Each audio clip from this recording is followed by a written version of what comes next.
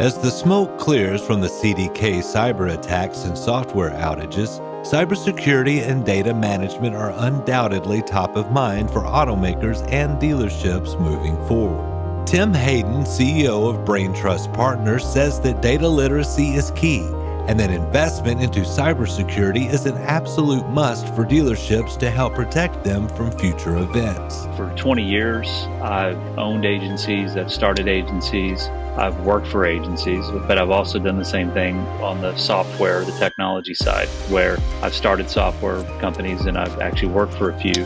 And throughout them all, I've had a fascination with data.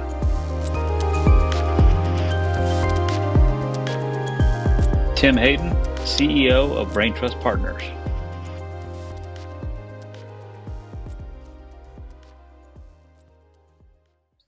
Okay. Tim, if you just want to do a brief, your name and your title. You bet. Tim Hayden, CEO of Brain+Trust Partners. Awesome. As much as you want to get into your background and what led you to where you are now.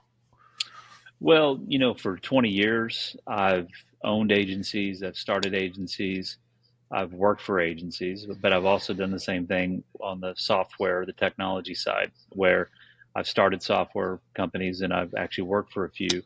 And throughout them all, I've had a fascination with data. I've just had a fascination with the early days of, CD-ROM technology. And then later, as we went mobile with smartphones, the fast follow that happened with that was social media, and where we are today, of course, with artificial intelligence, automation, blockchain. There's just a whole lot that's going on. At the basis of all of it is data. And since 2016 at Brain+Trust, we've been helping companies really build a single source of truth by unifying and resolving all the information in their organization. And with that, we're doing a whole lot of things on the cybersecurity side and the regulatory compliance side. So, as you can imagine, these are busy times.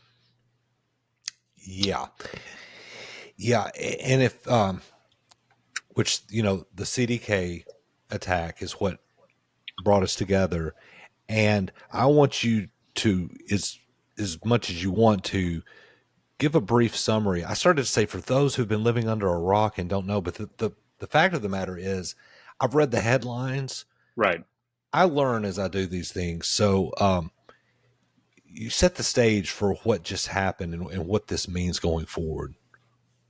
Well, I think, we have to understand that this is not necessarily CDK's fault.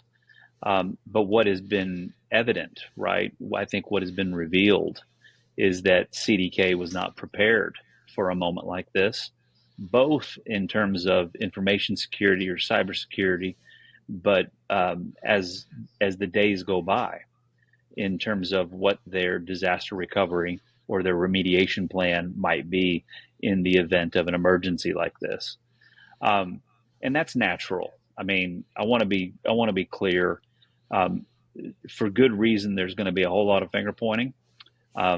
There's going to be some litigious, liability finger pointing that happens here, and it's probably not wrong when we get down to the actual dealer group when it does become publicly known where the attack took place. Right, even though they're calling it an outage, they're backtracking from earlier statements that they made about it being a cyber infiltration or penetration, where someone broke in and was able to pull via CDK or through CDK, be able to pull 50,000 plus records of customers that had sensitive information in it.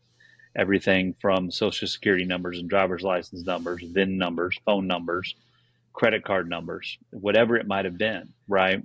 And I think when we think about this, it is it is an exclamation. It is severe punctuation around the current state of data governance in retail automotive. It's not a CDK story as much as it is every dealer everywhere and every vendor in the retail automotive space having to look themselves in the mirror and say, how are we prepared for this?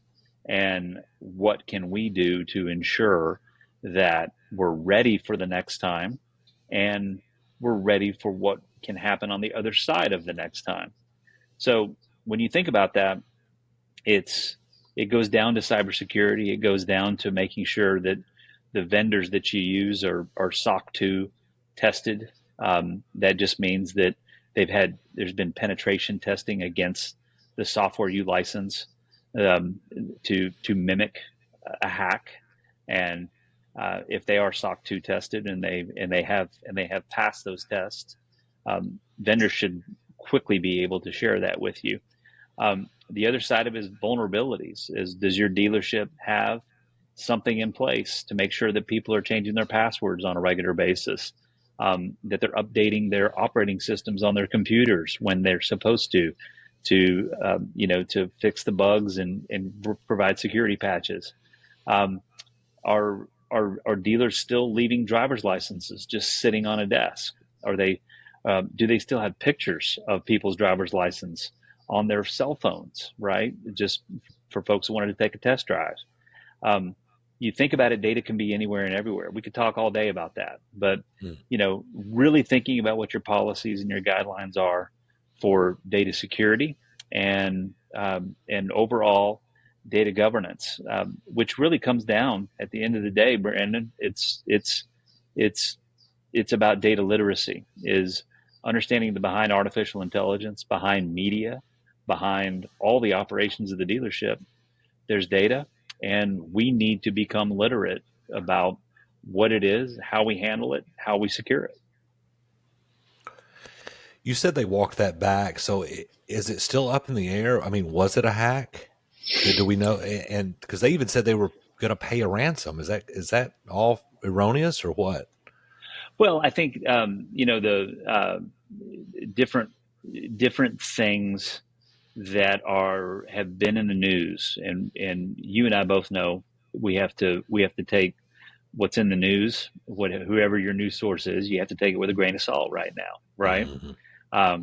And for them to be able to, whatever cyber insurance that they have in place, um, Justin Shankin with Black Breach, I've talked to him a number of times over the past couple weeks, and he and I agree on this: is that if CDK wants to be able to make a claim with their cyber insurance, they'll have to classify it as an attack, as a breach, as a bad actor did something to them, something they could not control. If it's a general outage, though, that wouldn't qualify. A general outage would just mean maybe they didn't have enough servers reserved in a data center. They didn't have enough processing power. They had some fault in their code or something else, and it could be user related. Somebody just pushed the wrong button, right? But that's not the case here. They did talk about a ransom, and they have classified it as a breach and as a hack, and we have to understand that's what it is. Now, I will say, this is not a isolated event. This is being reported throughout the Western Hemisphere right now, where we're seeing attacks originating in places like China, Eastern Europe, Russia, um, that are folks that are really just looking for an open door where they can come in and get a sizable amount of sensitive information so they can put it up for ransom, get you to pay the ransom, and then they'll turn around and take that same data or a copy of it, even if they gave it back to you, and they'll go to the dark web and they'll sell it again.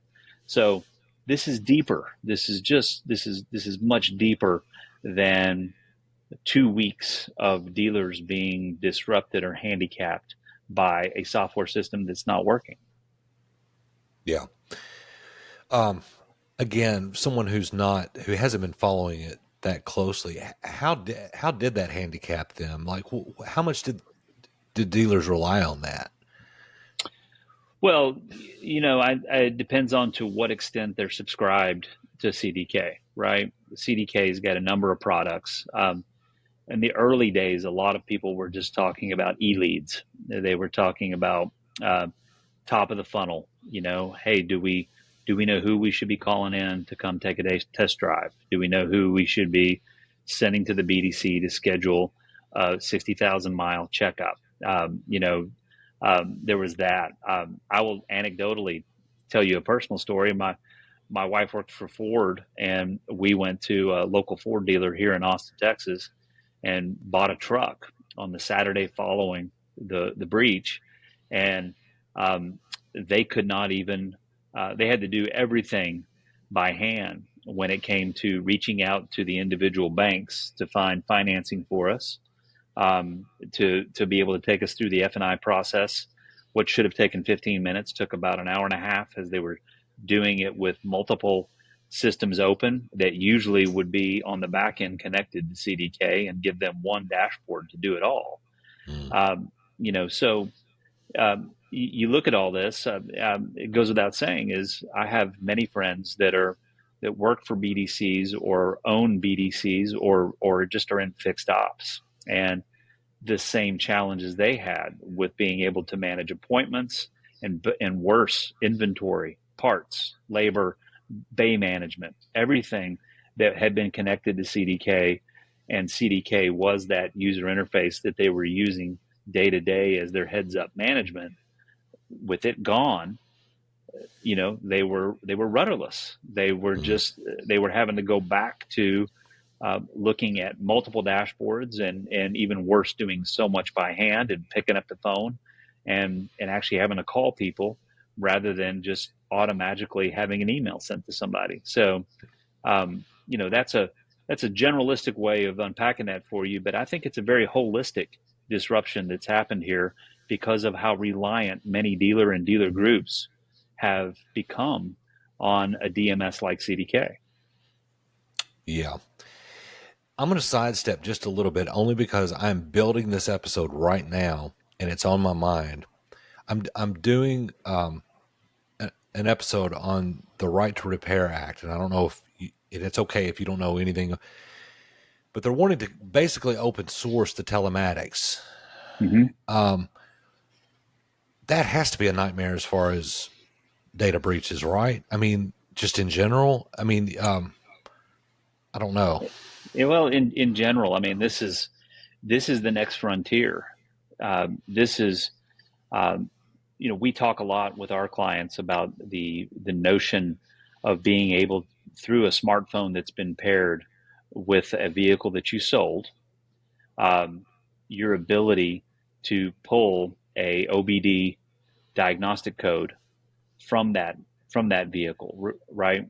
Not You don't need all the connected vehicle data, but if you can get the diagnostic code of the health of that car at that moment, right, and set a rule that the mobile app, once it's home on the home Wi-Fi, can beam that code back to the dealership, then the dealership knowing that, hey, we've got these people that we can call and tell them if they come in for a $200 repair order today, we might save them from, if they kept driving for 2 weeks, $1,000 repair order, right?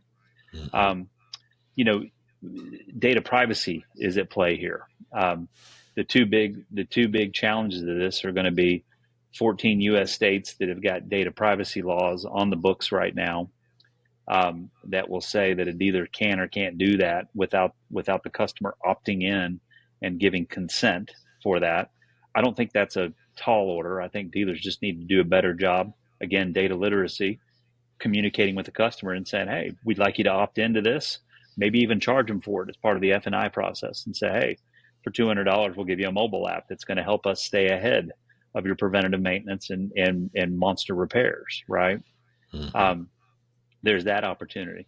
But the other side of this is the OEMs. The OEMs, via satellite connectivity, have got constant connectivity with the vehicle. And um, there's all kinds of problems that's created. Consumer Reports just came out with a massive investigative report on the fact that many of the OEMs have been selling that data back to insurance companies so they can get better and more accurate with their actuaries, right? To understand when there will be large maintenance or repair events, and even more so on our behavior, who from like a, think of it as a credit score. Who's driving fast and who isn't? Who's hitting the brakes heavy and who's not?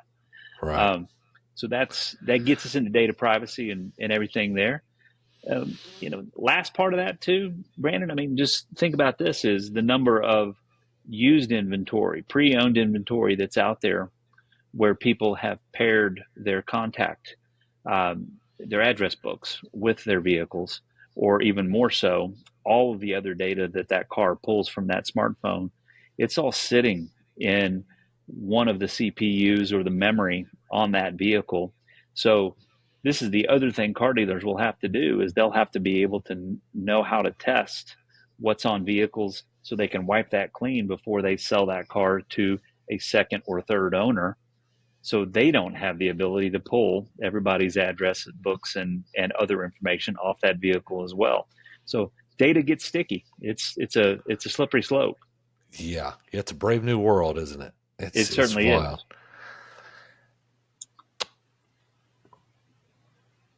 5 key strategies dealerships can implement to shield themselves from cyber threats. Well, I think at the end of the day is the opportunity to, as we've discussed data literacy. What does that mean, right? It means understanding security and risks as two different things. Security is the wall that you put around you, right?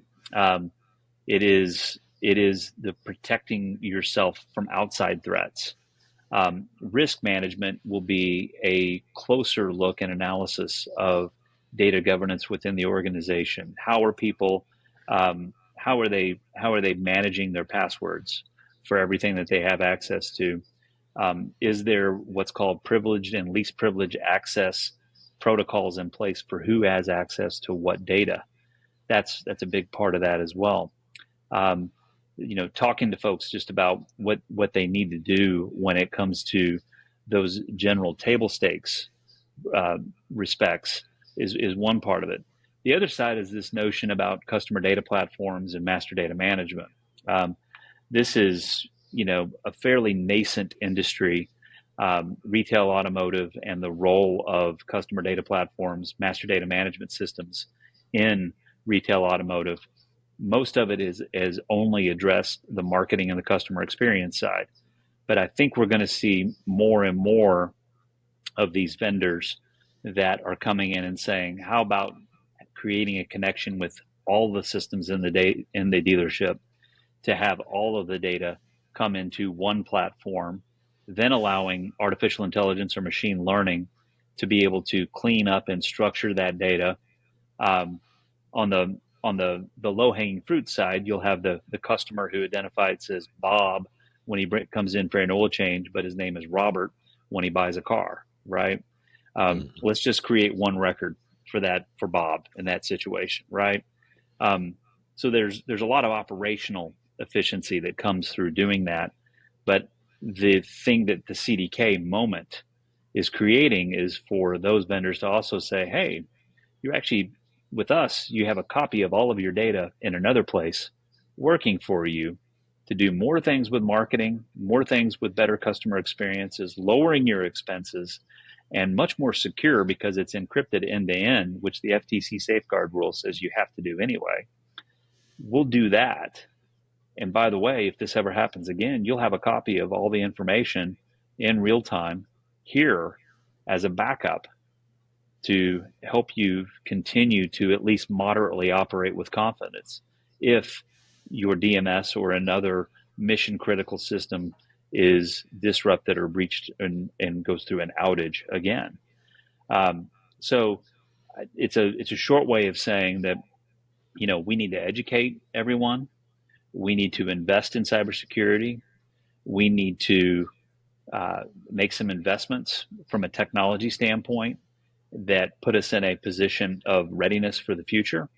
I'll add to that also will ready the dealer to be in a place where they can incorporate artificial intelligence, because artificial intelligence, absolutely, when it comes to things like semantic search and vector databases, many of these data platforms will prepare data and put it in a readiness state for dealers to start to use AI that's trained on their data rather than using Chat GPT or something else, which is also a security threat. So um, again, 5 ways. It's really a contiguous list of things that a dealer's got to do to not only make it through this and be prepared for the next time or the single time that happens to them, but what else can they gain in terms of readiness and efficiency moving forward?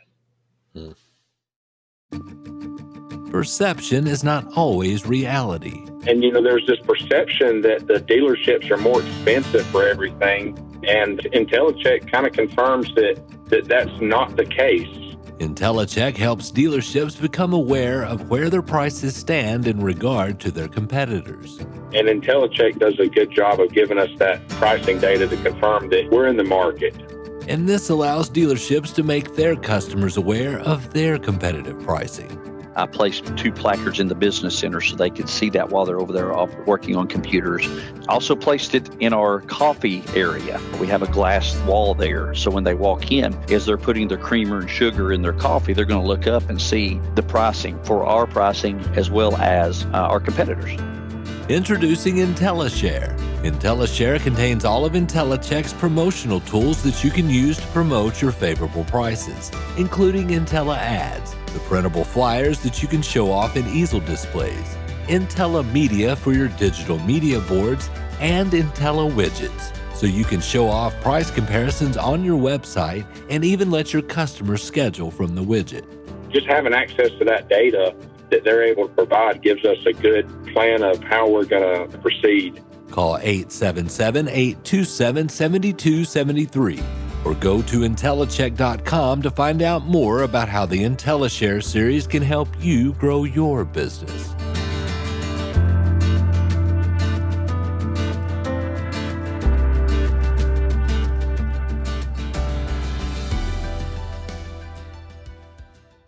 The synergy between comprehensive data management and cybersecurity, how this combination can not only protect dealerships but also improve their operations, marketing effectiveness, and bottom line. Was that what you were just talking about?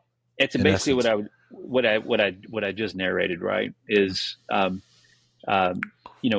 customer data platforms. The very first thing that they say they can do for you is help you personalize every experience. How they do that is by entity and identity resolution, being able to take that customer, as I said before, who identifies as John, Johnny, and Jonathan, right? Who is on their 3rd vehicle with us, has used a MasterCard and an American Express with us, has moved twice, and has got divorced and remarried. So the breadcrumbs on this person's identity and who this person is and what it is from a product standpoint they bought from us, the VIN intelligence, if you will, all of that has been very fluid in the 10-year relationship we've had with this individual. CDPs actually bring all of that information in, and the best ones on the market, the enterprise CDPs, will bring it from all of your systems to show everything you need to know about John, right? And John appreciates that. When we talk about this, when John calls and says he's got a problem, you got the ability to look him up and see everything that you historically relevant need to know about him in that situation, instead of saying, hold on, John, I need to transfer you to somebody else who handles that, right? Mm-hmm. So it's taking friction out of the customer experience. It's Brian Benstock at Paragon Motors talks about the frictionless experience all the time. It is that you're able to deliver once you have a CDP in place, or at least you should. And it gives you in a place where you're able to have that copy of that data encrypted from end to end with security and access protocols that don't allow anybody from having a bad day and walking out with all the data, or worse, somebody from the outside breaking in and taking all of it. Is that what you guys do? Do you offer that? Is where it's almost like again, layman's terms, man, because I'm so you bet out of my depth here, but is it kind of like a one-stop shop where all those pieces work together?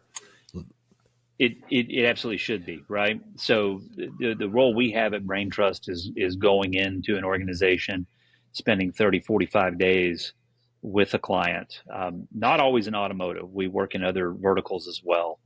But in 30 or 45 days, we can do an audit of all their systems. We can understand their workflows, how they generate reports, what does their current security look like. And then from that, give them a roadmap, which is to say, here are 3 or 4 software vendors that could help you orchestrate all of this and help you understand what today you want to achieve and what you aspirationally may want to do next. These are the 3 vendors you should look at. Perhaps we could host and facilitate a proof of concept, what we call a bake-off, maybe a test between 2 systems, and then help you make the decision. And then we actually would be involved in the implementation, the systems integration, the testing, the data verification, validation, setting everything up, and the training on top of that to help you move forward with that. The whole thing usually takes anywhere from 3 to 6 months, depending on the size of the client. And the thing I think it's important in this is that no 2 CDPs do the same thing. No 2 businesses, in this case, no 2 dealers, have the same exact challenges or opportunities. So it's a very bespoke, customized approach that we have to this. Yeah, because I was just thinking of the vendors that I have interviewed, and one comes to mind, and it's just because I've interviewed them. But to use as almost as a use case, and that's Brook.ai, which it'll schedule to automate. And because I believe they talked about that, the whole, well, my wife, for instance, she bought a vehicle right before we got married. So, it's in her former name. Mm-hmm. And I can see just from personal experience how, because I want the mail coming and I want it in my last name, Right. Just from that. But it seems like I remember Ashley over at Brook.ai talking about that, because you would need that with an automated scheduler, especially with the voiceover, with the AI, that the Bob Robert thing, that would have to be concise, or you're gonna screw that whole deal up, Well, and that's the thing when you talk about Brook.ai is there's a whole sea of point systems. Think of software as a service, marketing automation systems, CRM, scheduling systems, and a lot of them are bringing AI into what they do, and a CDP sits behind all that, right? A CDP would have, in the case of your wife, would have her record there, and then the next time she came in and she had a different last name, maybe they're looking at the license tag or the VIN number to look up the account, and it comes up and has a different name than she's identifying as, and she says, well, that's because I got married and this is my name. Wherever that update happened, it then would go back through the origin system to the CDP, and then the CDP would be able to update it everywhere else, right? So that she's no longer a stranger anywhere she comes into the business or the dealer, wherever her customer experience is. Yeah. It's there's a lot of moving pieces, and I'm learning as the more people I interview about all this stuff, and there's no way to prevent these things from happening, right? I mean, you just have to deal with it the best you can, right? Yeah, I mean, we talk a lot about readiness as a challenge to people talking about future proofing, right? In Silicon Valley and in the software world, a lot of people throw that term around to say, "We'll future proof your business," and you can't future proof anything. Cockroaches and Keith Richards are future proof, right? But outside that, when it comes to data and it comes to technology, it is under constant change, and there are innovators, there are pioneers who are bringing new positive things to market, and there are bad actors and nation states that want to do everything they can to disrupt people that aren't aligned with them, right? And or want to just look at the opportunity to be able to get data as a value and sell it to somebody else. That is the thing that is the constant. Back to where we were talking about cybersecurity and talking about building protection around your operation while also understanding all the vulnerabilities and the behavior of your employees and your team and yourself, right? What can you do to be a better steward of your data? What can you do to be more mindful of how you're going about following security protocols and how you're going about data governance, data management, and data use? I think that right there is the fast education that everyone's going to go through right now because of CDK. I think the FTC is not going to sit idle with this. I don't think many states' attorney generals are going to, especially in the 14 states that have these data privacy laws, I don't think they're going to sit idle. They're going to see the CDK event as an opportunity to go and assess fines or otherwise assess warnings to everybody that you got to do better. And um, and again, I want to be careful to say it's not just car dealers. It's hospitals, it's banks, it's credit unions, it's big retailers, it's your favorite barbecue restaurant. You know that as they've invested in more digital things, and the pandemic had us accelerate that, right? With Yes. curbside delivery and remote engagement, we've done more with digitization just in the last 5 years than we probably did in the previous 10, 15. And as we do this, we have to understand that the core of it all is data, and we have to do a better job of managing and protecting it. If you, again, some of the headlines that I saw earlier on, if this is some Eastern European or wherever, it doesn't really matter where it is, group, if that's true, and they had an agenda, and it was, it was anti-dealership for one thing. I mean, it stands to reason that the other players in that, besides CDK, are probably white knuckling it right now, wondering if these are ideologues, this probably won't be the last that we see of this soon, I would think. I mean, Right. Well, and I would stop before ideology, right? I would stop before. I would just say that the retail automotive space um, is very open. I mean, you go to NADA, and you'll hear people self-identify as laggards. I'll get to it when I need to. I don't need to worry about that right now, right? It's an industry that's been very public about doing just the bare minimum of what it's got to do to move metal, right?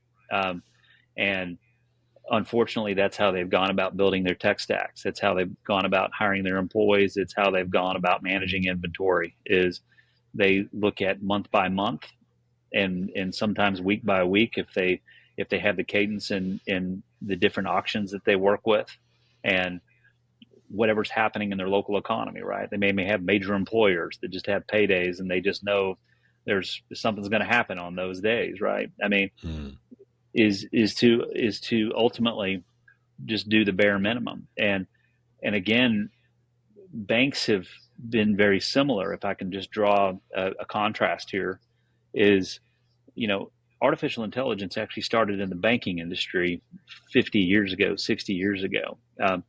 It's because numbers are easy, right? It's the big joke is that if AI is going to replace jobs, it's going to replace software developers probably before it replaces anybody else, right? Maybe accountants right after it, right? So, but at the end of the day, banks similarly have been laggards with moving data to the cloud. They have been slow to embrace artificial intelligence for customer experience operations. They've been slow to use it for data analysis operations. And because it's not because they were slow to do those things, it's because to even move forward with any of those things, you'll have to have a strong, deep look at how you manage data, which they've usually just allowed the core providers in that industry. You've got FIS, you've got Jack Henry, an Oracle company, that own a big majority of the core business, the immutable ledger that all the checking and savings transactions takes place on. Think of a DMS. Everything that it manages and operates with is not dissimilar from what banks have in the core of the bank. But most banks have just said, "Hey, I'll let them handle this." Right? That's where everybody's information is, and I think all the above, the bad actors or the opportunistic actors, because I don't think they're all ideologically opposed to Americans or car dealers. I think what they're doing is they're looking for industries that have just been a little slow to adopt and a little bit slow to progressively and contemporarily move forward with the way they manage their technology and the way they basically institute policies and education of their employees. And I just think that that's what the opportunity is. But you're spot on, Brandon, when you say that whoever it is, and right on, it doesn't matter where they came from. It's just that they came. And this is not the first or the last time that this is going to happen. And the reason they're doing it is because, if anything, the CDK moment is just going to be, you were talking about the peers, the CDK peers, white knuckling it. Well, the other side of it is that whoever the bad actor was, whoever the intruder was, they see that.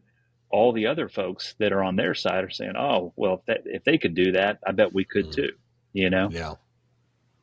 Yeah, it's inspirational, probably, on the bad side, Definitely. I mean, unfortunately. Yeah. Is there anything that we didn't cover that you would like to get across? Because, like I said, man, I don't mind saying it. When I don't know something, I plead ignorance. I am out of my depth here, but this does fascinate me. But I want to make sure you get across, or closing thoughts or anything like that. Yeah, no, I mean, I think a lot of people are. I think we all are, right? I mean, I've talked to cybersecurity experts who don't know a tremendous amount about artificial intelligence, right? I've talked to a lot of dealers who know a little bit about AI but don't know anything about data privacy, right?